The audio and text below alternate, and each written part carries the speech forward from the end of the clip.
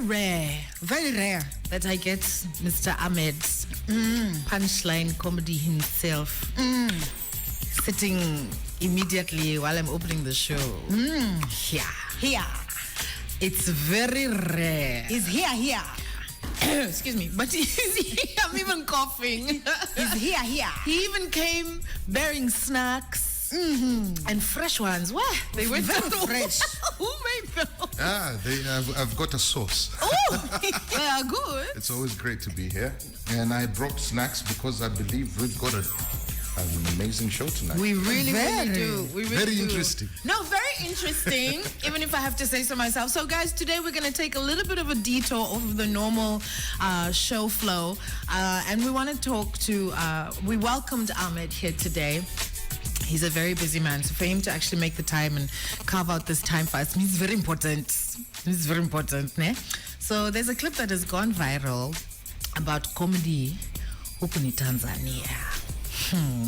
Mr. Wakazi, who's a deep, beautiful friend of mine, and I love him to death. Hey, Dora. You're going to kill the vibe like that. Oh, I'm telling you, I'm sorry. Hey. You know, I swear. Sorry. I forgot. I swear. Anyway, so we do have an awesome show lined up for you. Can you go out of the studio maybe, Dora, and have that conversation? Yes, please. Mtumia message. Yeah, namtumia message. Ahmed, how are you doing? How's the new club doing? The new club is good. It's a dream come true. You were there for one of the shows. No, I'm very proud. We're proud. So we planned to do 2 shows, sold them out, and we had to add a 3rd show at 11 p.m. on a Saturday. Yeah. And people came through. Yep.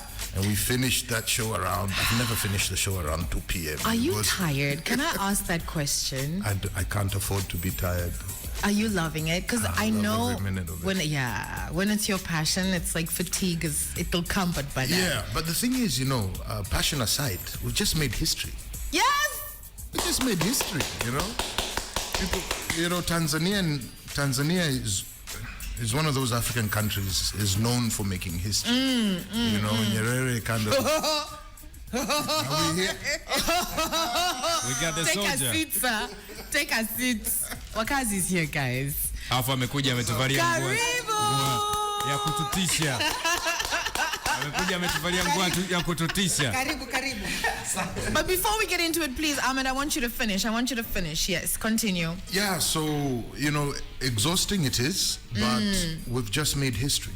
Yes. And we've just opened the first ever comedy club in East and Central Africa.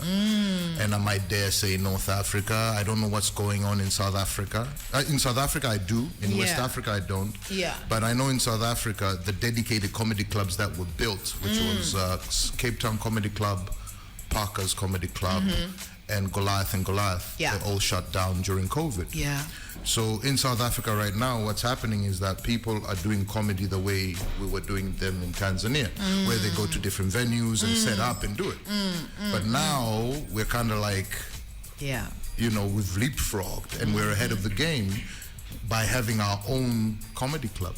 And it's not just going to be a comedy club. Yeah. It's a performance art space. So are you a poet? Are you a hip-hopper? Are you whatever? There's a stage for you dedicated with sound, lighting. We've got Persian rugs on this hardwood floor. Listen, I know. And incredible artwork on the walls. And those artworks, those are all Tanzanian artists. Yes. And so we're showcasing artwork from local artists on the walls. And, we still have plenty of space. Yeah. So anyone wants their artwork to be portrayed, we'll put it up there. It's like somebody wants to buy, we hook them up. Yo, support the talent. So, because the thing that made us do that is that we did, in the 4 years prior to opening the club, we had a lot of struggle. You go into this venue, you have to deal with that management and this and that, and then, and then it's like, maybe the next venue, you do the introductory meeting, everything sounds great. When it comes time fanya kazi sasa hapo, the bongo DNA shows up. Speaking of bongo DNA,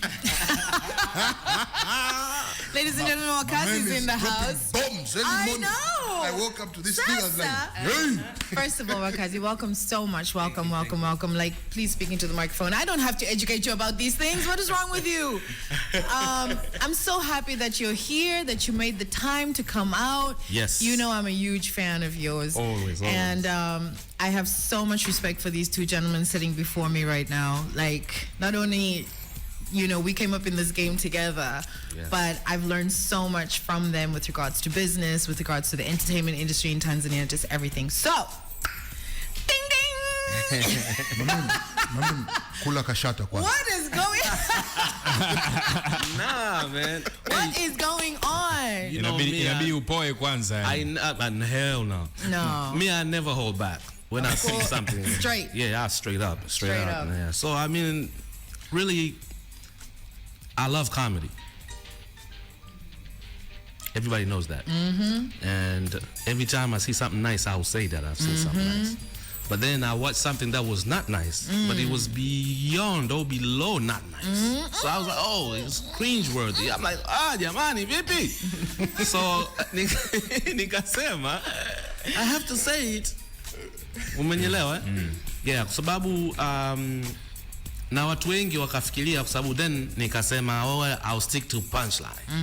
No, watu wengi walivyozoea punchline ni Viingereza. But punchline sio Viingereza tu. No, and as a matter of fact, some Swahili acts ambao wamekuwepo kwenye punchlines, they've been superb. Kabisa. Yes, so it's not like na ukiangalia the tweet that I wrote, I was like, okay, bongo vipi hawa. Now angalia, and then I screen captured. Niko naangalia kwenye television, so hawa vipi? Because it's like, okay, unakuta mtu ujue comedy na mambo mengi. Kuna watu na different styles. Kwa mfano, kuna mtu akifika ukimwangalia tu utacheka. Cat William. Yeah. Joti. Marehemu mzee Majuto. Majuto ukimwangalia tu kabla hajasema chochote you laugh.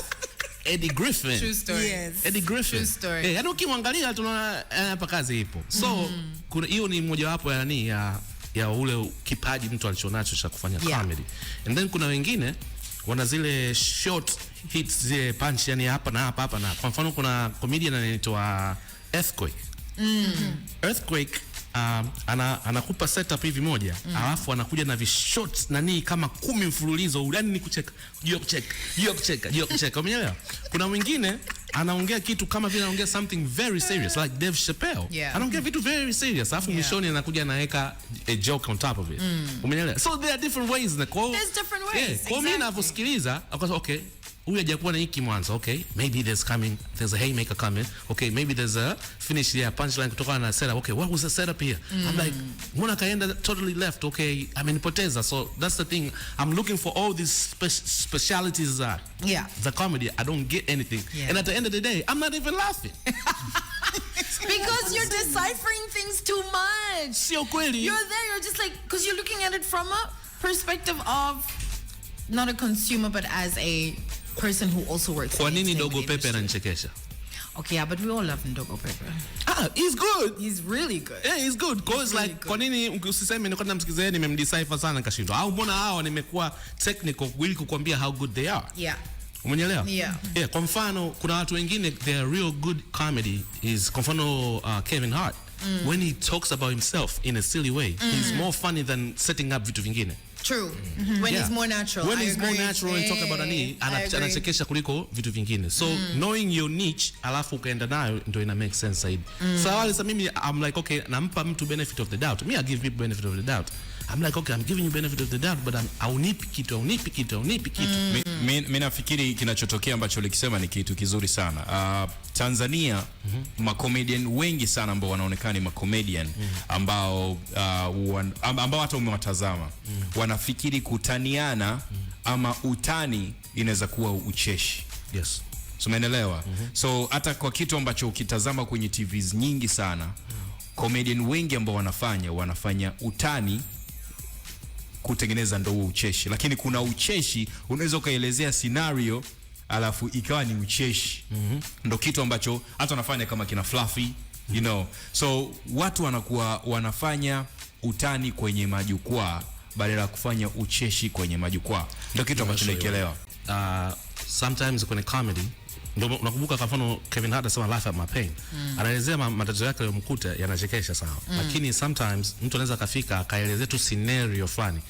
Umewewe earthquake juzi nimeangalia kipande alisemaje kwamba ushakuona kuna watoto wanazaliwa alafu tayari wanalia alafu sio tu nalia bali wanalalamika. Yaani kaanza kasema kwamba kuna mtoto anazaliwa sio wanalia lakini kuna watu wengine wakizaliwa wachanga hivi wanalalamika. Kwa hapo kesha seta. Umeona? Alafu akaanza sasa. Mtoto unafikia analia kumbe liko wewe mama vipi? Mbona bili ya semi ipo kuna jina langu? Unataka niwe na bad credit kuanzia mtoto? Wewe mama mbona vipi? Hizo sio huggies. Umenunua wapi? Sijui kwa yani nikucheka. Unaona? Kwa mtoto analalamika afa anaongea vitu ambavyo ni ukweli. Yani watu kutumia majina ya watoto kuweka bili kwa walibia. Yani hivyo vitu ni vya kwa watu wanacheka because it's actually true those things happen. Yes. It's not made up scenario. Yeah, it's not made up scenario. Kwa hiyo ndio hicho ameongea reality. Ndio ucheshi kwa sababu reality inachekesha. Unaona? Afu na vile vile me the way I know comedy. Unaona? Sometimes it comes from a place ya truth after vile ya hurt. Oh yeah. Yeah. There's a lot of pain in it. If we don't believe you, it's not going to be fun. It's not going to be fun. So, I just need to pay some bills in 2.5 seconds. We're going to be right back. I want to have Ahmed's rebuttal when we come back. Don't think about it. I'm sorry that I have to interrupt you. Dr. Tano, Mjini FM, Zanzibar. Roundabout, you're locked onto 92.5 Mjini FM, and of course our people at CRDB is being extra special. Mgengi, you want to tell them more about how they can swipe and get some money? Yeah, ni vizuri sana kwa mwaka 2024 ukianza vizuri sana. Leo ni tarehe 9 mwezi wa kwanza. Yani ukiwa na rafiki yako ambaye anaweza kusaidia wewe kuweza kufanya vitu vikubwa ama kuweza kufanya mambo makubwa ambayo akaweka record kwa mwaka 2024, ni rahisi sana kwa sababu huyo rafiki uko naye mkononi. Namzungumzia sim banking kwa sababu CRDB Bank ndo benki namba 1 Tanzania ambayo ilikuletea wewe huduma ya pesa mkononi, yani sim banking. Sasa basi usihangaike kulipa ada ukiwa uko mbali. Usihangaike kuwaza kwenda mpaka benki ukiwa una ada ya mwanafunzi ama mtoto wako kwenye akaunti yako ya benki ya CRDB. Vizuri zaidi kutumia sim banking kwa kulipa ada, lakini pia kama bili imeisha ama nasema bili ya maji ama imekuja, talking about bili ya maji imekuja unatakiwa kulipa, ni vizuri zaidi ukalipia kupitia sim banking. Lakini pia umeme umekata chap kwa haraka pap unarudisha umeme wako ama unaweka umeme kwa kutumia sim banking, na maanisha unanunua, inakuwa rahisi zaidi kupitia sim banking. Pia usisahau kulipia ada, pia unaweza kulipia ada. Ndio maana nimesemaje Januari hii hapa inakuwa rahisi zaidi ukiweza kulipia ada kupitia sim banking, kwa sababu unakwenda rafiki yako mkubwa sana ambaye unampata kupitia CRDB. Lakini pia kumbuka kuna ATM zaidi ya 500 Tanzania kutoka CRDB, na hizo ATM wewe unaweza kupata huduma yoyote kutoa pesa na ikawa rahisi. Lakini pia kuongezea, CRDB wana ATM za kuweka pia hata pesa. Kwa vizuri zaidi kutumia ATM ya CRDB, na wewe unatumia ATM ya CRDB ukiwa na Tembo Visa Card ama Tembo Card ambayo itakufanya wewe kuweza kutumia sehemu yote. Nazungumzia zaidi siku kama ya leo Jumanne ni mapumziko, lakini unaweza kwenda kununua kwenye mall yoyote ile Tanzania ukiwa na kadi yako kwa kuswipe tu, kwa kuchanja. Unamsikia venye Abi anazungumza ama nafanya na Dora, ni vile tu sasa you guys, that's what it needs to sound like when you swipe. I just want you guys to direct Mr. here and you know my brother Wakazi to do that, because always you've been there making me do that. Why I don't want to do that? So Wakazi is here and brother is here. I'm just saying CRDB wana ATM jela. Jela kuna ATM. Sasa kule huduma inapatikanaje? Yani mtu anaendaje kule? Kuna mtu katumia ujumbe na mwalimu alipe ada, akamjibu akasema mwalimu niko jela. Mimi najua pale Segerea Wakazi anaonesha comedian wanatakiwa wafanyaje kazi. Umeelewa? So kwa hivyo unaweza kwenda sehemu yote ya kufanya manunuzi ukatumia kadi yako kwa kuswipe. Lakini pia kama unaenda sehemu za bata, najua kuanzia Jumatano yani kesho Dar es Salaam ama Dar es Salaam kuna uko busy sana. Kwa hiyo wewe tu ukidondoka sehemu fulani tembea na kadi yako, usitembee na pesa mengi. Januari sasa hivi watu wana njaa nyingi sana, kwa hiyo wanaweza kusababisha pia kuondoka na pesa zako. Kwa hiyo itakuwa rahisi zaidi ukitembea na kadi yako, easy as that, unaweza kuchanja ukaweza kurahisisha vitu vyote vile kwa hauna mizigo. Ahmed. Yes, ma'am. Can you swipe for us?